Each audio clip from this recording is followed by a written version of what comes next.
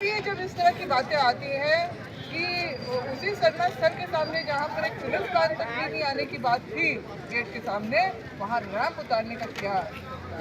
अब ये बोल रहे हैं कि आप फ्लाईओवर के नीचे से, तो हम क्यों जाए फ्लाईओवर के नीचे? कभी भी भगदड़ हो सकता है, कभी भी भगदड़ हो सकता है। अभी हाल में ही तो कुंभ मेला के समय में आपने देखा, जब इतनी फैली हुई जगह में अगर दुर्घटना हो सकती है, भगदड़ मच सकती है, लोगों की जान चली जा सकती है, तो सकरे जगह में क्या होगा जब भारी भीड़ होगी। यानी निश्चित रूप से ऐसा होगा तो लोगों का धीरे धीरे उस जगह पे जाना ही कम हो जाएगा, परंपरा वो टूट जाएगा। ये षड्यंत्र है और ये षड्यंत्र के तहत इसको अब ये बोल रहे हैं कि आपने पहले क्यों नहीं इसका विरोध किया। अरे भैया, कौन सा डीपीआर हम देख रहे थे, पब्लिक डोमेन में आपने डाला था, तो लोगों को वो तो जब जैसे दिसंबर में जब उसका स्वरूप बदलने लगा तब लोगों ने, सारे लोगों ने विरोध जरूर किया था, मगर ये जरूर है कि बाकी समाज को उस समय जानकारी नहीं हुई।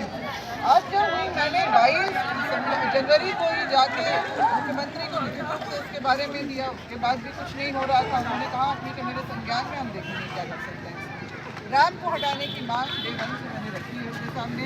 24 फरवरी को फिर से मिले हम लोग, बाकी संगठन के लोग भी थे। एक फिर बात दोहराई गई। मैडम जी आया था कि जो सरना पूजा करके जो झंडा में गड़ा हुआ था साइड में जो गड़ा हुआ था, उसको रात करीबन 12 बजे आसपास के शादी तत्वों ने उसको हटा दिया। इस बारे में क्या कहना? 22 फरवरी का दिन था जिस दिन बहुत बड़ी बैठक हुई थी, समाज के सभी लोग उसमें उपस्थित हुए थे और निर्णय हुआ था कि इस रैंप को हम लोग हटाएंगे। यहाँ पर कोई काम जो लोग ये कंस्ट्रक्शन का जो काम चालू चल रहा है, हो रहा आना जाना लोगों का हो रहा है, उसको बंद करने के लिए वहाँ पर बीच में पहान के द्वारा पूजा करवा के झंडा गाड़ा गया था और पूजा अर्चना भी की गई थी। उसके बाद फिर जाके बदलाधार हुआ। 22 फरवरी की बात है। 24 फरवरी को मुख्यमंत्री उनके साथ हम लोगों ने सभी संगठनों में बैठक की। मैंने 3 ज्ञापन सौंपे थे उसमें, जिसमें प्रमुख रूप से रैंप का जो है उसको हटाने का और डीपीआर में चेंजेस लाने का। उन्होंने कहा ठीक है, हमें थोड़ा समय दीजिए। नहीं, उसके बाद भी कुछ समझ में नहीं आ रहा। अक्सर में संवाद ही नहीं कर रहे हैं और वो सिर्फ ऐसे जो लोग हैं, जो चार्जशीटेड लोग हैं, वो लोग आके उनका माउथपीस बन के बातें कर रहे हैं। ये हम समाज को नागवार गुजर रहा है। और सीएम क्यों नहीं खुद बुलाते हैं, क्यों नहीं बोलते हैं कि हम क्या करना चाह रहे हैं, बस अगल बगल के लोग आके बोल रहे हैं। इसी से लोगों का आक्रोश बढ़ रहा है और उनकी बातें नहीं बनती हुई नजर आ रही, क्योंकि 1 अप्रैल को सरहुल है। ये एक ऐसा समय है जिस समय पूरा आदिवासी समाज अपने गांव मोहल्ला टोला में ही इसकी तैयारी में लगा रहता है, बैठक पे बैठक करता रहता है। और उसके बाद फिर जो है अब आप देख रहे हैं कि ये महीना समाज बार-बार सड़कों पे क्यों उतर रहा है। हमारी आस्था का बात है, हमारे आस्था का सवाल उठा है। यहाँ पर उस चीज़ को धूमिल करने की जरूरत पड़ रही है। कार्तिक बाबा ने जिस सरना स्थल को अतिक्रमण आदिवासियों के अतिक्रमण से मुक्त करवाया था, इस स्वरूप का प्रारूप जो उन्होंने तैयार किया था, मैं उनकी बेटी हूँ। आज मेरे ऊपर ये लोग भाजपा का दलाल होने का जो आरोप लगा रहे हैं, ये खुद अपने जो है मेरा तो अपना एजेंडा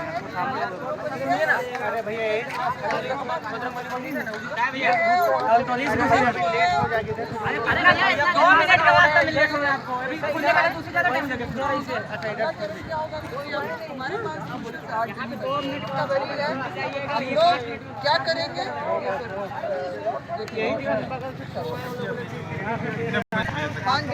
बनाए रखना है, क्योंकि तभी उसको हम लोग सफल मानेंगे। प्रशासन का कुछ कहना है कि अभी चली गई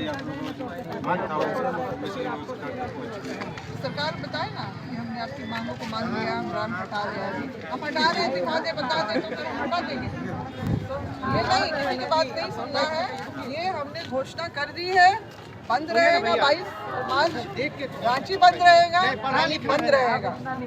अगर सरकार भी हमारी भावनाओं की अनदेखी कर रही है, हमारी मांगों को जायज नहीं समझ रही है, तो फिर हम लोग भी अपनी बातों को मनाने के लिए उसी तरह का आंदोलन जारी रखेंगे।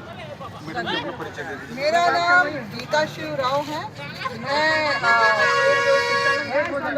मैं झारखंड सरकार में रह चुकी हूँ। इसके अलावा मैं अखिल भारतीय आदिवासी विकास परिषद, जिसके संस्थापक अध्यक्ष बाबा कार्तिक उरांव थे, मैं उसकी वर्तमान में प्रदेश अध्यक्ष